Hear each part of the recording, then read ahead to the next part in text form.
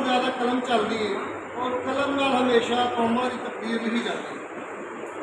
लेकिन बाद कलमकारी साढ़े दोस्त ऐसे भी है कि बगैर सोचे समझे या किसी चीज़ तस्दीक की वो कलम लिख छड़ते हैं, उसका खमियाजा बहुत लोगों को भुगतना पैंदा।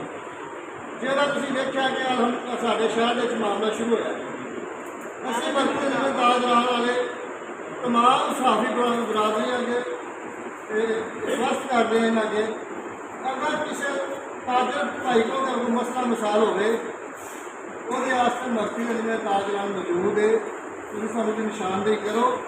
इंशाअल्लाह असीं अपना भरपूर असर उत्ते डाल के वो मसला हल कराने की कोशिश करांगे। अगर ना होया तो फिर तुसीं जो मर्जी ले पाओगे, सानूं कोई इतराज़ नहीं है।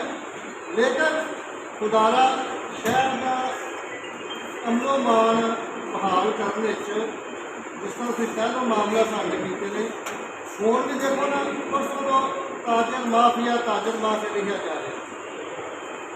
कमोबेश 95% जो ताजर बरादरी है वो मुसाफिर बरादरी और ताजर बरादरी है।